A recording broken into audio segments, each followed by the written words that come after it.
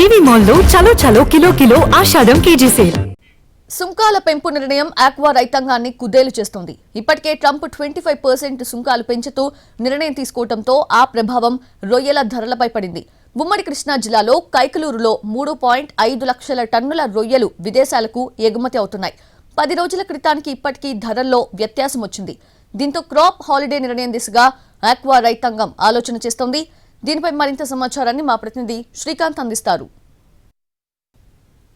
Trump Bharat మీద సుంకాల మోత మోగిస్తున్న నేపథ్యంలో దాని ప్రభావం ఆక్వా రైతాంగం మీద అయితే స్పష్టంగా కనబడతా ఉంది. ఇప్పటికే 25% సుంకాలు విధిస్తూ కూడా నిర్ణయం ప్రకటించిన నేపథ్యంలో కొంతవరకు ఈ రొయ్యల ధరలైతే పతనమైన పరిస్థితి కూడా ఉంది. మరొక వారం రోజుల్లో మరొక 25% కూడా సుంకాన్ని పెంచే దిశగా నిర్ణయం కూడా తీసుకున్న నేపథ్యంలో మొత్తం 50% కనుక పెరిగితే పూర్తి స్థాయిలో ఇక ఆక్వా అనేది చేయటానికే పనికిరాని పరిస్థితికి కూడా పతనమవుతుందని కూడా ఆక్వా సాగు చేసే రైతులు కూడా ఆవేదన వ్యక్తం చేస్తా ఉన్నారు. ఉమ్మడి కృష్ణా జిల్లాను పరిశీలిస్తే కైకలూరు నియోజకవర్గంలో 3 లక్షలకి పైగా ఎకరాల్లో అయితే ఆక్వా సాగు అవుతున్న పరిస్థితి కూడా ఉంది. ఈ నేపథ్యంలో గత 10 రోజులుగా ఈ ఆక్వాకి సంబంధించిన ఈ సుంకాల ప్రభావంతో ధరలు పతనమవుతున్న పరిస్థితితో ఆక్వా రైతులు కూడా తీవ్ర ఆవేదన వ్యక్తం చేస్తా ఉన్నారు.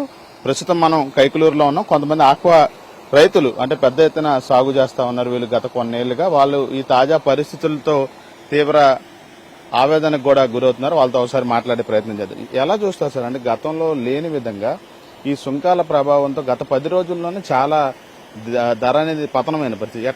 ఎలా ఉంది ఇప్పుడు ప్రస్తుతానికి ఆక్వా రంగం అనేది చాలా ఇబ్బందుల్లో ఉన్నాం. ఆల్రెడీ ఫస్ట్ నుంచి మేము ఇబ్బందులు పడుతూనే ఉన్నాం. ఆక్వా అంటే చాలా మంది అనుకుంటారు చాలా సింపుల్ ఉంటుంది, చాలా ప్రమాదకరమైంది ఇది.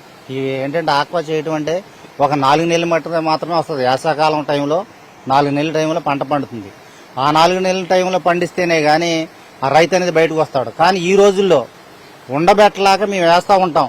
ఇవాళ 100 కౌంటు 120 కౌంటు 150 కౌంటే పడతాం ఈ వాతావరణ తేడాకి. కానీ ఇప్పుడు కూడా మన ట్రంప్ గారు విధించిన సుంకాల గురించి చూస్తే మొన్న 20 అన్నారు, 25 అన్నారు, మళ్ళీ 50 అంటున్నారు. ఇంకా 50 అంటే మేము చేయవసరం లేదండి. ఎందుకంటే చాలా ఇబ్బందుల్లో ఉన్నాం. 2 లక్షలు వస్తే 1 లక్ష రూపాయలు అక్కడ కట్టాలంటే రైతు ఎందుకంటే ఇంకా మేమైతే ఇది గనక జరిగితే గనక మేము ఇంకా ఆక్వా కల్చర్ మానేస్తామండి. మామూలుగా వ్యవసాయం చేసుకోవడం ఇంకా ఏమైనా తెల్ల చేపలు పెంచుకోవడం చేస్తాం. కానీ పూర్తిగా తెలుగు రాష్ట్రాల్లో ఎప్పుడు ఆక్వా మీద ఎక్కువ డెవలప్ అయ్యేది, ఎక్కువ ఆదాయం వచ్చేది. కానీ ఇప్పుడు మేము మానేస్తాము. ఒకసారి అందరూ క్రాప్ హాలిడే విధించాలని ఆలోచిస్తున్నామండి. ఎందుకంటే ఇన్ని ఇబ్బందులు పడకూడదు. మేము వర్షాలు పడ్డా చచ్చిపోతుంది, సరైన ఫీడ్ ఇవ్వకపోతే చచ్చిపోద్ది. అంత ఇబ్బందులు కూడా పెంచుతా ఉంటే ఇవాళ మేము ఇబ్బంది పడడం మాకు చాలా కష్టంగా ఉంది. ఆయన కనుక అది విధిస్తే మేము పూర్తిగా మానేస్తాం. ఇంకొకటి ఆయన కొనేది 30, 40, 20 ఆ కౌంటే కొంటాడు ఆయన. కానీ మాకు పండేది అది చాలా కష్టం.